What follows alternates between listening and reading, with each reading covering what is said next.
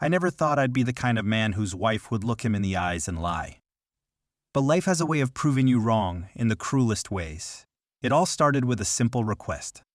"Auntie is sick, really sick," Sarah told me one evening, her fingers nervously toying with the hem of her shirt. "She needs someone to care for her, and I think I should be the one." I didn't even hesitate. Why would I? Sarah was kind, selfless, the type of woman who would drop everything to help someone in need. That's what I loved about her. "Of course, babe, stay as long as you need," I said, squeezing her hand. I thought I was supporting my wife in a difficult time. I thought I was doing the right thing. I thought about a lot of things. But I never thought that the woman I loved, the one I built a life with, would use a dying relative as an excuse to rekindle her past. Because as it turned out, Sarah's aunt wasn't sick at all. And Sarah? She had no intention of ever coming back. Sarah and I had been married for 7 years. 7 beautiful, chaotic, love-filled years. We met in the most ordinary Wyatt, a friend's wedding. She was a bridesmaid, stunning in a pale blue dress that made her eyes look like the sky just before a storm. I was just a guest, an outsider in a sea of well-dressed strangers. But the moment our eyes met across the dance floor, something clicked. She wasn't just beautiful, she was warm, the kind of person who made the world feel lighter. Her laughter had a way of filling up empty spaces, making even the dullest moments feel alive. She was the kind of woman you didn't just fall in love with, you drowned in her. And I drowned willingly. We had our whirlwind romance, the kind you read about in novels. Late-night drives with no destination, slow dances in the kitchen, whispered dreams under starlit skies. She was my best friend, my partner, my home. Marriage didn't change much at first. We built a life together, morning coffee rituals, lazy Sundays wrapped in blankets, the quiet comfort of knowing someone was always there. Sure, we had our fights. Who didn't? But we always found our way back to each other. Or at least, I thought we did. Looking back now, I wonder when things started to shift. Maybe it was when Sarah got a new job and suddenly had to travel more. Maybe it was when she stopped waiting up for me after my late shifts, the way she used to. Or maybe it was something smaller, an absence in her touch, a certain distance in her gaze when she thought I wasn't looking. I ignored it. Because that's what you do when you love someone. You trust them. And I trusted Sarah with everything I had. So when she came to me that evening, her voice soft with worry, telling me about her aunt's sudden illness, I believed her without question. "She needs me," she said, biting her lip. "I can't just leave her alone, Adam." How could I argue with that? Sarah had always been close to her aunt.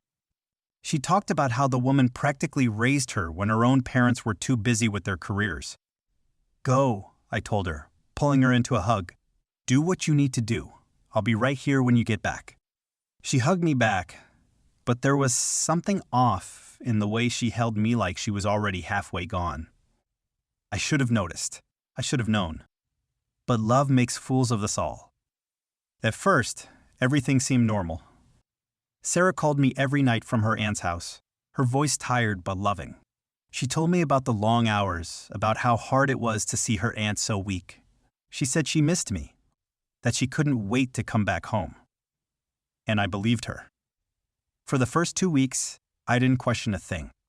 Then, little details started to shift, small, almost insignificant changes that didn't seem alarming on their own, but together, they painted a picture I wasn't ready to see. Our calls became shorter, then less frequent. "Sorry, babe, I'm just exhausted," she'd say when I asked why she hadn't called the night before. Her messages, once filled with warmth, grew distant. "It's been a long day. Good night." Something wasn't right. I tried to be understanding. After all, she was taking care of a sick relative, of course, she was stressed. But my gut kept whispering that there was something more, something lurking beneath the surface. Then came the night that changed everything. It was late, and I was scrolling absent-mindedly through my phone when I saw it. A picture. One of those random posts that show up on your feed when someone you know is tagged in a photo. It was from a restaurant downtown, the kind of place Sarah used to love. And in that picture, laughing under the dim golden lights, was Sarah.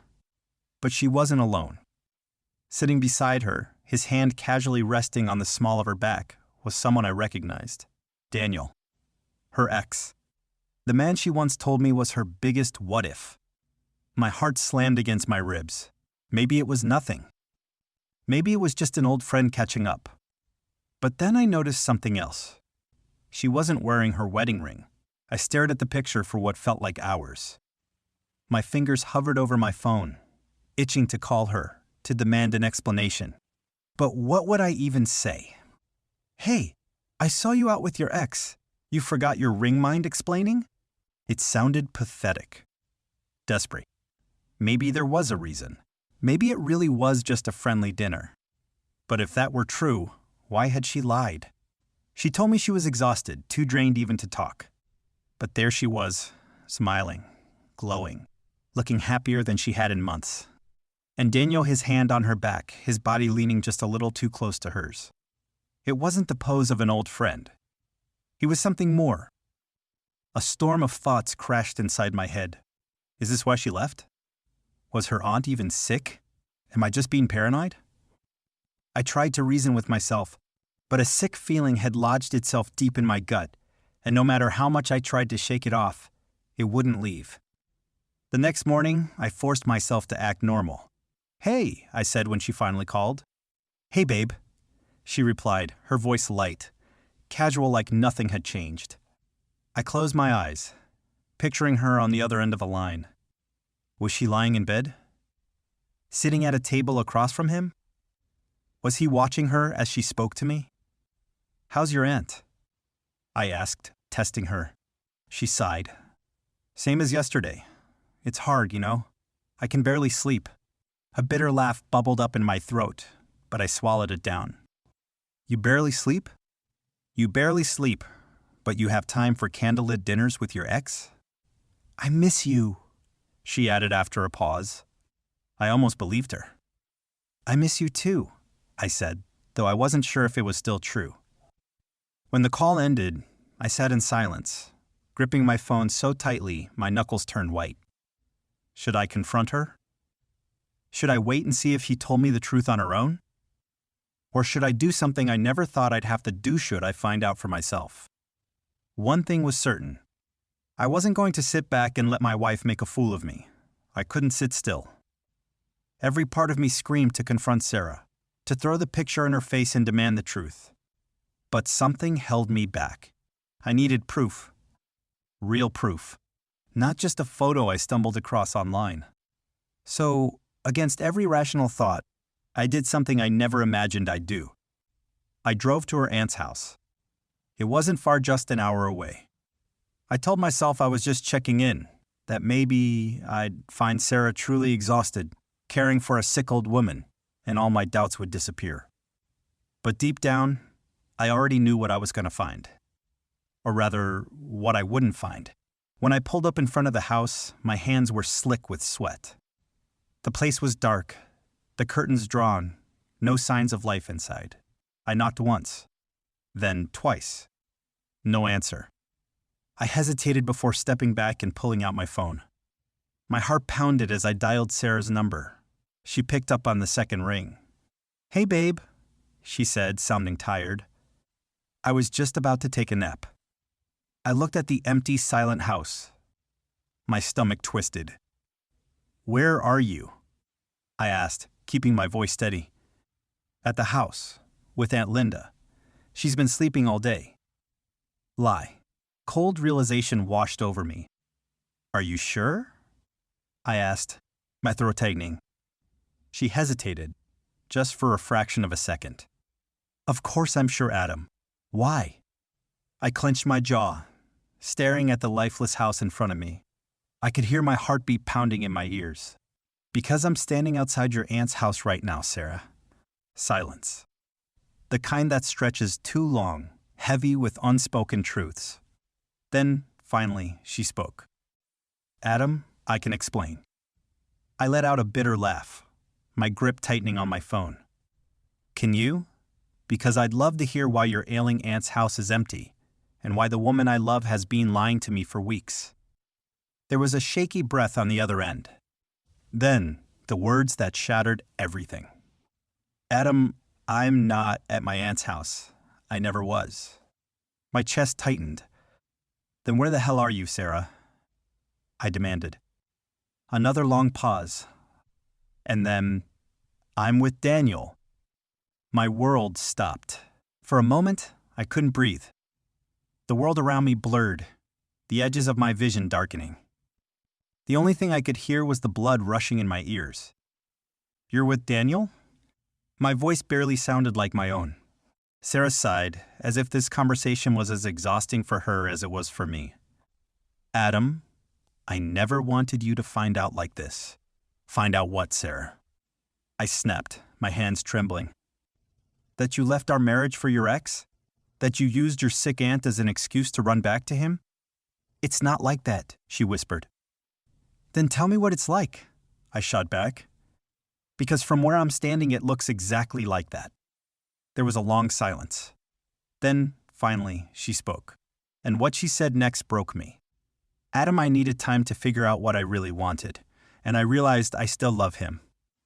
I closed my eyes, willing the pain to stay buried deep inside me, but it clawed its way to the surface, ripping through every part of me. You still love him, I repeated, my voice hollow. I love you too, she said quickly, as if that would somehow lessen the blow. But I needed to know if I made the right choice, if choosing you over him was a mistake. I let out a short, bitter laugh. So what? You put our marriage on hold so you could try him on for size? See if you were missing out? It wasn't like that, she argued. I didn't want to live my whole life wondering. I clenched my jaw, trying to keep my emotions in check. And? Did you get your answer? She hesitated. And that hesitation told me everything I needed to know. I'm sorry, Adam. 3 words. 3 words that shattered 7 years of love, trust, and promises. I swallowed a lump in my throat, forcing myself to stay calm. So, what now? You want me to just let you go so you can be with him? She sniffled, as if she were the one hurting. I don't know. I didn't expect it to go this far. I thought maybe after some time apart I'd realize I still wanted our marriage. Time apart? I repeated, shaking my head in disbelief. Sarah, you were taking time apart. You were testing the waters with someone else while keeping me on standby. That's not a break, that's betrayal. She sobbed softly on the other end. I didn't want to hurt you. Well, congratulations, I said coldly. You did anyway. The weight of everything pressed down on me like an avalanche. The woman I had built a life with, the one I had trusted with everything, had been using our marriage as a safety net while she explored the past she was never over. I should have been furious. I should have screamed, demanded answers, begged her to see what she was throwing away. But instead, a strange sense of clarity washed over me. I exhaled slowly. I love you, Sarah. I probably always will. But I'm not going to be your backup plan. She let out a choked sob. Adam. No, I interrupted. You made your choice. Now, I'm making mine. And with that, I hung up. I sat in my car for a long time after that, staring blankly at the empty house in front of me. Sarah was gone. And for the first time since this nightmare started, I realized I was okay with that. I don't remember driving home that night. The road stretched endlessly before me, my mind running in circles as I replayed the conversation over and over again. Sarah's words echoed in my head like a haunting melody. I still love him. I needed to know if I made the right choice. I didn't want to hurt you. But she had. And the worst part? It wasn't even just about the betrayal. It was about the fact that I had spent all these years believing we were solid, that our love was enough, when in reality, I was just a chapter she hadn't quite finished reading. By the time I pulled into my driveway, exhaustion hit me like a freight train. The house was dark, cold. It no longer felt like a home, just walls and furniture, filled with the ghost of a life I no longer recognized. I walked into our bedroom, and my eyes immediately landed on her side of the bed. The scent of her perfume still lingered in the air, as if mocking me. My gaze drifted to the framed photo on the nightstand our wedding day. I picked it up, staring at the way she had looked at me that day, like I was her whole world. Was it all a lie? Anger surged through me, but it wasn't the burning, explosive kind. No, this anger was cold, settling deep in my bones, a quiet rage that came with the weight of knowing I had given my all to someone who had never been sure about me. I placed the photo face down and walked out of the room. I refused to be haunted by a woman who had already moved on. The next few weeks were a blur. I told Sarah not to come back. She cried, begged to talk in person, but I didn't see the point. "You've already made your choice, Sarah. There's nothing left to say." She swore she never wanted to hurt me, that she had been confused, that she still loved me. But love isn't uncertainty. Love isn't leaving someone in the dark while you chase what-ifs. Love isn't what she did. So I didn't fight for her. I didn't beg. I simply let her go. And that was the hardest part. Not the betrayal. Not the lies. But realizing that someone I had built a future with had been willing to walk away the moment she thought there was something better waiting for her. It hurt like hell, but I survived. 6 months later, I ran into an old friend who had mutual connections with Sarah. "Did you hear about her and Daniel?" he asked, taking a sip of his beer. I stiffened but kept my expression neutral.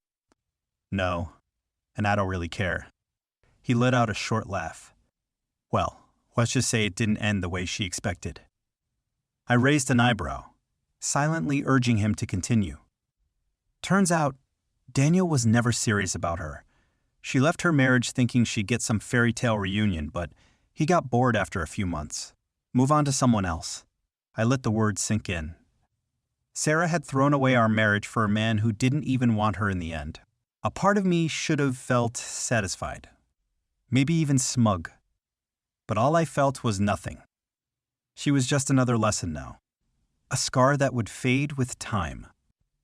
I nodded, taking a slow sip of my drink. That's too bad. And I meant it. Not for her. For the man I used to be, the one who thought love was enough to keep someone from walking away. That man was gone. And in his place stood someone stronger. Someone who knew that sometimes losing someone isn't the worst thing. Sometimes it's the best thing that could ever happen to you. The end. Fire.